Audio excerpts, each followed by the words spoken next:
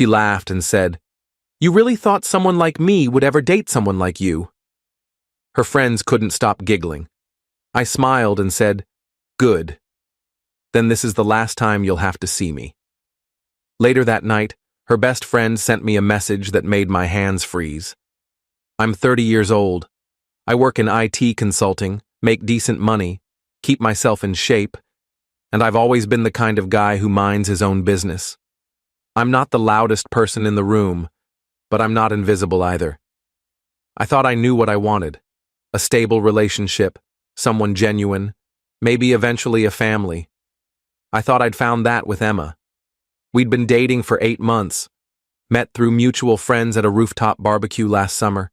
She was 27, worked in marketing, had this infectious laugh that made everyone around her smile. She was beautiful, sure, but it wasn't just that. She seemed kind. She seemed real. We clicked fast, late-night conversations, weekend trips, meeting each other's friends. I introduced her to my parents after 4 months. My mom loved her. My dad said she had good energy. I was falling hard. But there were signs I ignored, little things. She'd check her phone constantly when we were together, then laugh and say it was just work or her friends being dramatic. She'd cancel plans last minute sometimes, always with a reasonable excuse. Her mood would shift unexpectedly, warm and affectionate one day, distant and distracted the next. I told myself every relationship had rough patches. I told myself I was overthinking. 3 weeks ago, everything changed. It was a Friday night. We'd planned to meet at this trendy wine bar downtown that her friends loved. I got there around 8, wearing a button-down she once said made my eyes look nice. I spotted her at a corner table with 4 of her friends, Jess, Alicia, Maya, and someone I didn't recognize. They were already laughing, glasses half empty, the kind of pre-tipsy energy that makes everything funnier than it should be. I walked over with a smile. "Hey, sorry I'm a bit late. Traffic was insane." Emma looked up at me, and there was this split second where her expression was blank. Not warm, not welcoming, just blank. Then she glanced at her friends, and Jess smirked. "Oh, he actually showed up," Jess said. I laughed, thinking it was a joke. Of course I showed up. Why wouldn't I? Emma took a long sip of her wine. Then she set the glass down, looked me dead in the eye, and said, "Honestly? I don't know why you keep trying so hard." The table went quiet. Then Maya giggled nervously. "What do you mean?" I asked. Emma leaned back in her chair, arms crossed. "I mean, look at you. Look at us." She gestured around the table. "You really thought someone like me would ever seriously date someone like you?" Her friends couldn't stop giggling. Not loud, obnoxious laughter, just these little snickers, like they were in on some inside joke I wasn't part of. Alicia covered her mouth. Jess stared at her drink, grinning. I stood there for what felt like an eternity. My chest tightened. My face got hot. But I didn't yell. I didn't make a scene. I just smiled. Not a fake smile, but the kind you give when you finally understand something you should have seen coming. "Good," I said. "Then this is the last time you'll have to see me." I turned and walked out. Didn't look back. Didn't wait for a response. I could hear Emma say something behind me, maybe my name, but I kept walking.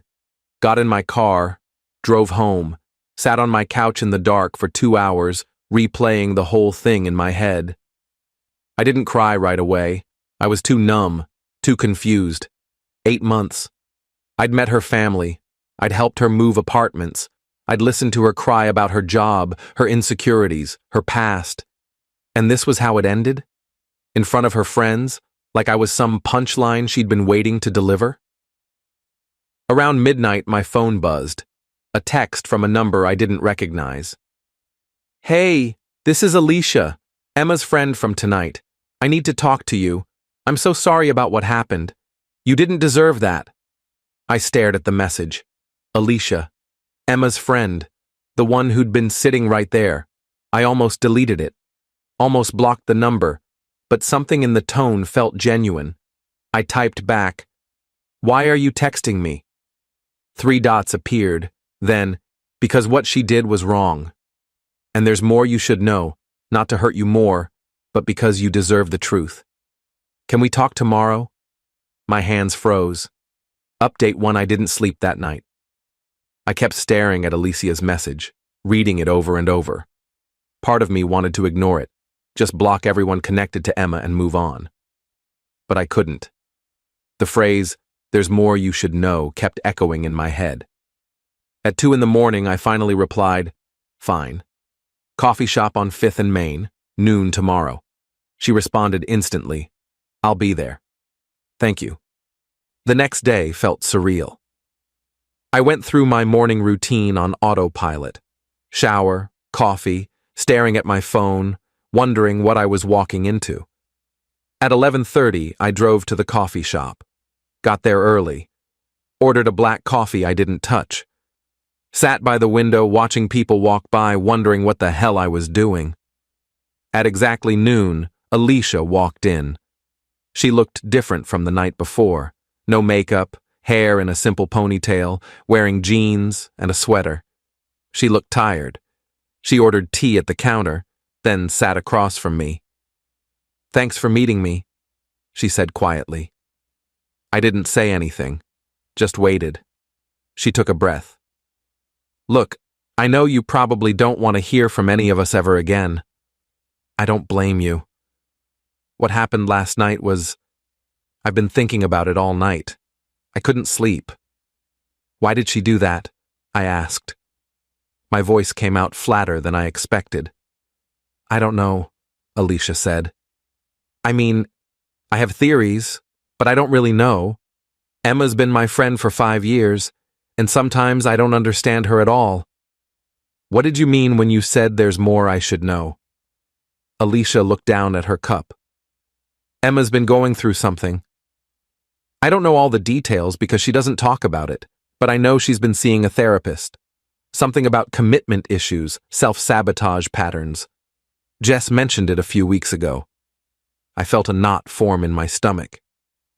"So this was... what? Some kind of test?" "I don't think so. I think she got scared. You were getting serious. You met her parents. She told me once that whenever things get real, she finds a way to destroy them before they can destroy her." Alicia looked up at me. "That doesn't excuse what she did. Nothing excuses that. But I thought you should know it wasn't about you.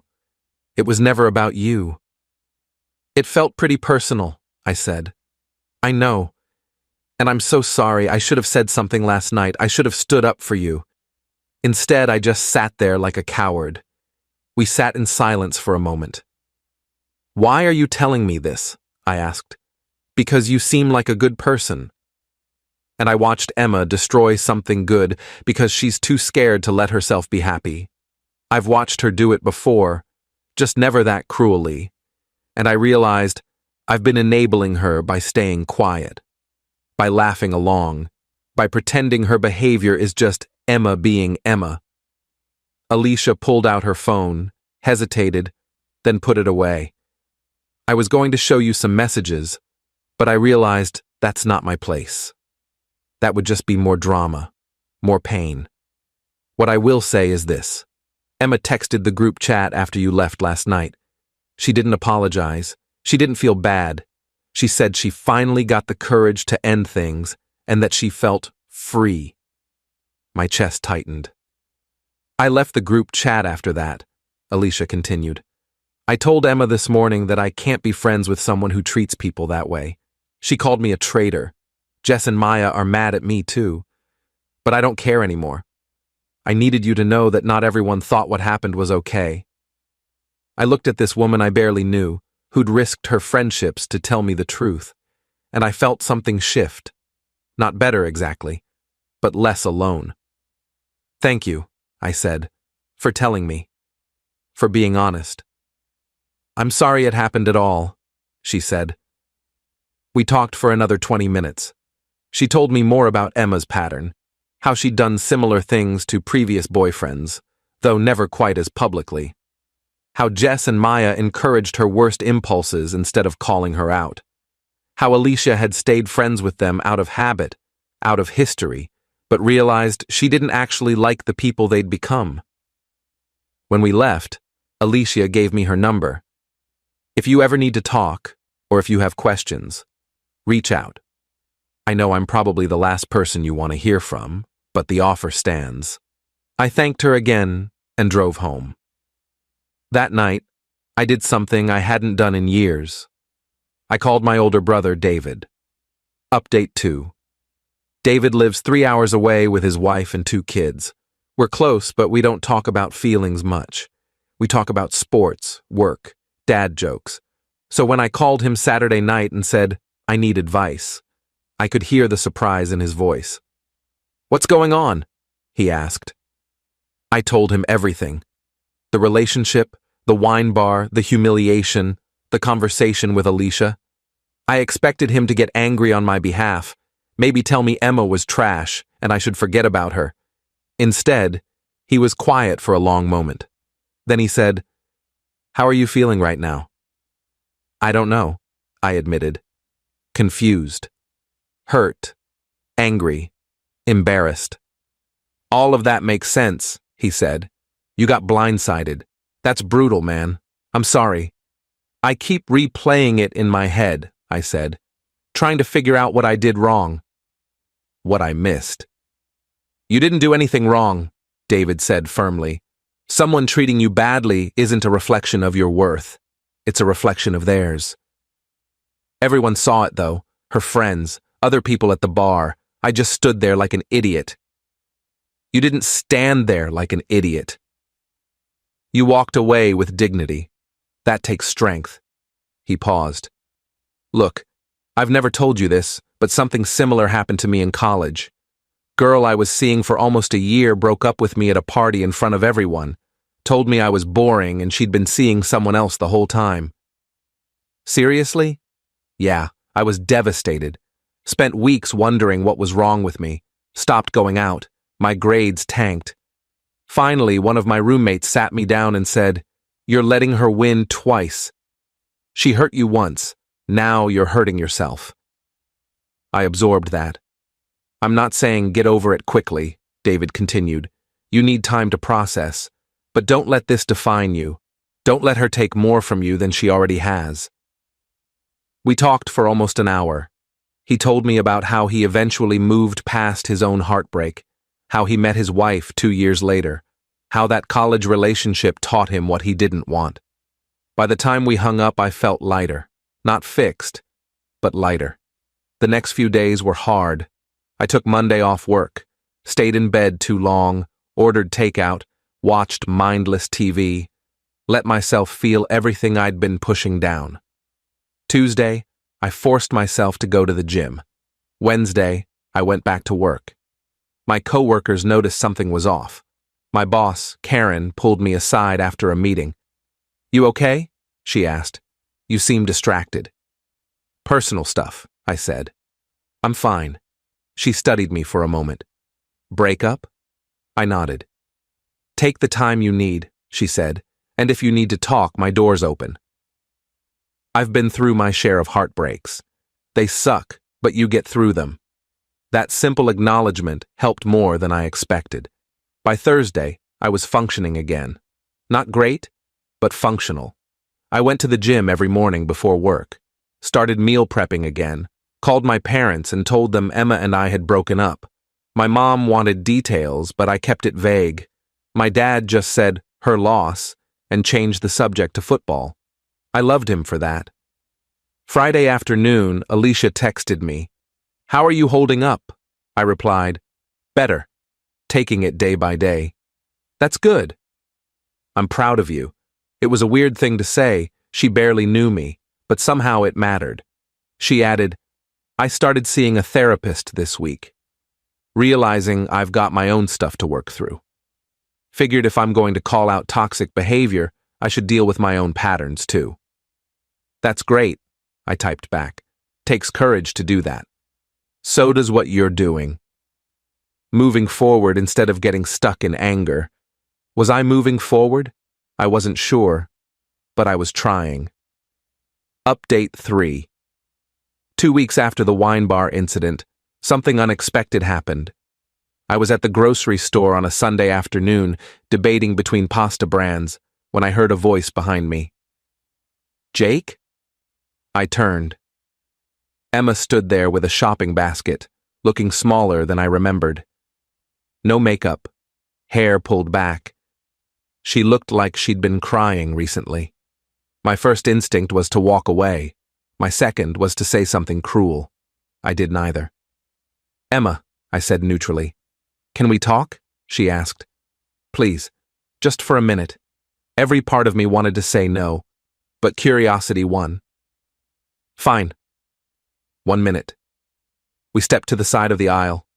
She set her basket down and wrapped her arms around herself. "I'm sorry," she said quietly. "What I did was unforgivable." "I know that. I don't expect you to forgive me. I just needed you to hear me say it." I waited.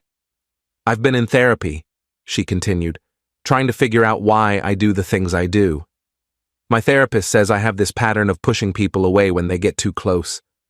Something about fear of abandonment stemming from my parents' divorce. It doesn't excuse what I did. Nothing does.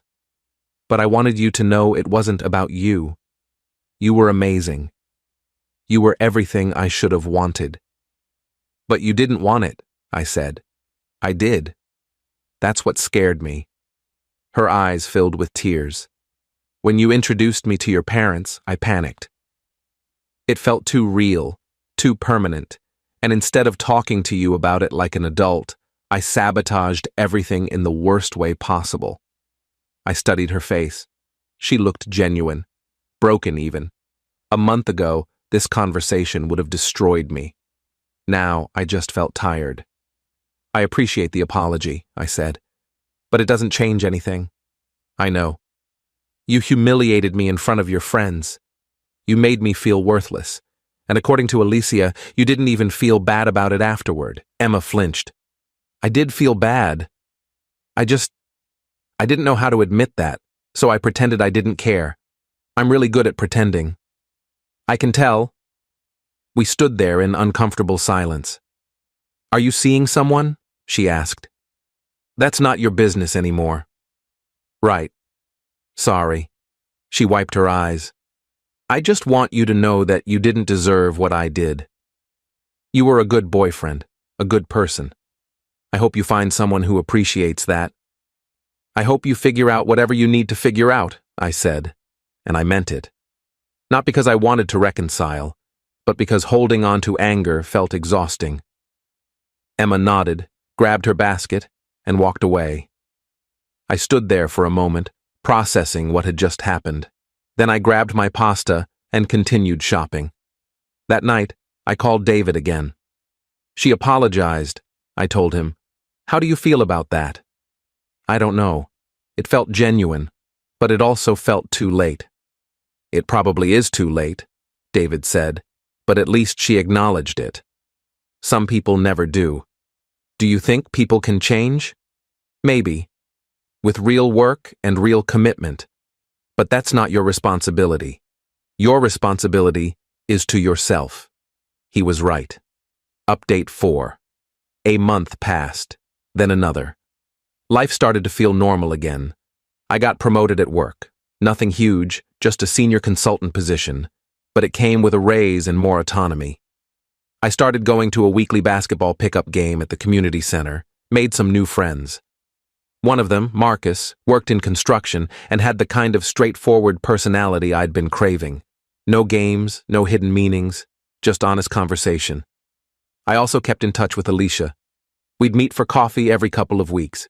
She'd update me on her therapy progress. I'd tell her about work and the basketball games. It was nice having a friendship that felt drama-free. One evening in late spring, almost 3 months after everything happened, Alicia and I met at a different coffee shop. She seemed excited about something. "I joined a hiking group," she announced. "Met some really cool people. It's been amazing getting out of my usual circle, meeting people who don't know the old me." "That's great," I said genuinely. "And I've been thinking, she continued. The group is doing a big hike next month up in the mountains. It's a weekend trip, camping, bonfires, the whole thing. You should come. I don't know. Come on. When's the last time you did something completely outside your comfort zone? Plus, there's someone in the group I think you'd get along with. I raised an eyebrow. Are you trying to set me up? Maybe. Her name's Rachel. She's a graphic designer, loves sci-fi movies, has a great sense of humor. No pressure, though. Just come for the hike. If you two click, great. If not, you got a fun weekend out of it. I thought about it. The old me would have said no immediately, would have said I wasn't ready.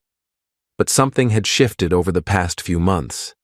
I'd spent so much time healing, processing, rebuilding. Maybe it was time to actually live again. Okay, I said. I'll come. Alicia grinned. You won't regret it. The hike was incredible. The group was about 12 people, all different ages and backgrounds, all genuinely nice. And Rachel. Alicia was right. We clicked immediately. She was funny and sharp, with this self-deprecating humor that put me at ease. We ended up talking by the campfire until 2 in the morning, discussing everything from our favorite movies to our worst relationship stories. I told her about Emma. Not all the details, just the broad strokes. She listened without judgment. Sounds like you handled it well, she said, walking away with dignity. Doing the work to heal. That takes emotional maturity. I didn't have much choice, I said. You always have a choice. You could have gotten bitter, closed yourself off. Instead, you're here, on a mountain, taking a chance on meeting new people. That's brave. I'd never thought of it that way. We exchanged numbers that weekend, started texting, met for dinner a week later, then another dinner, then a movie. I was careful not to rush things, not to project my past onto this new connection. Rachel was patient, understanding. She'd been through her own heartbreak and knew what it was like to rebuild trust. Final update. It's been almost a year since that night at the wine bar. A year since Emma said those words that felt like they'd define me forever. They don't anymore. I'm still with Rachel. We took things slow, but we're solid. She met my parents last month. My mom loves her. My dad said she has good energy. The same thing he said about Emma, which made me nervous at first. But Rachel is nothing like Emma. She's consistent. She's kind. She communicates.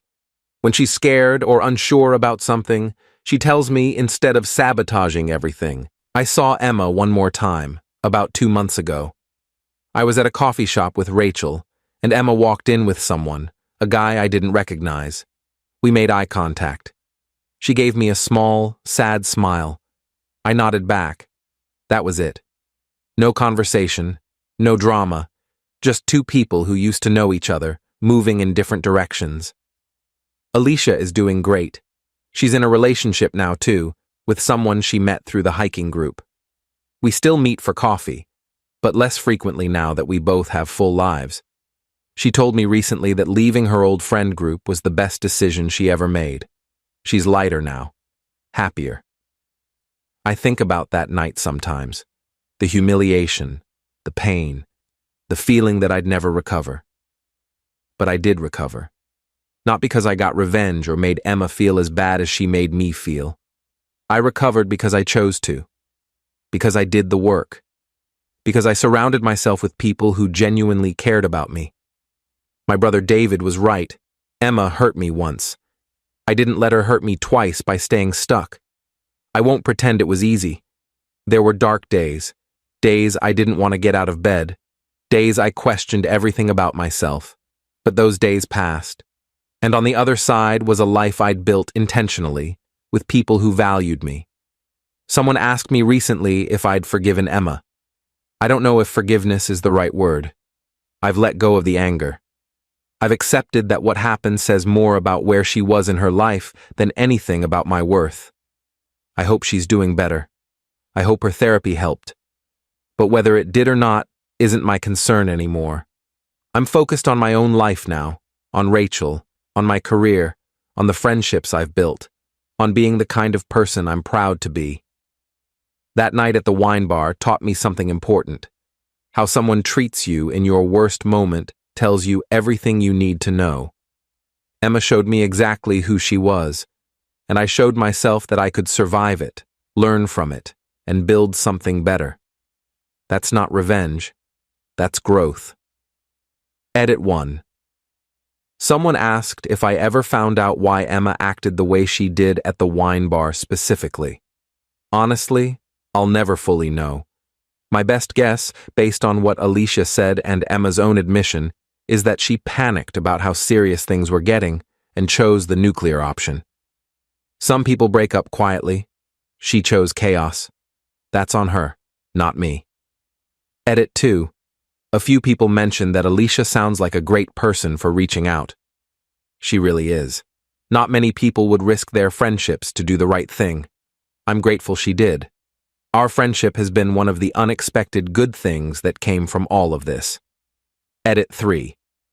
For anyone going through something similar, give yourself time. Don't rush the healing process. Talk to people you trust. Consider therapy if you need it. Focus on rebuilding your self-worth. And know that how someone treats you isn't a reflection of your value. You're going to be okay, I promise.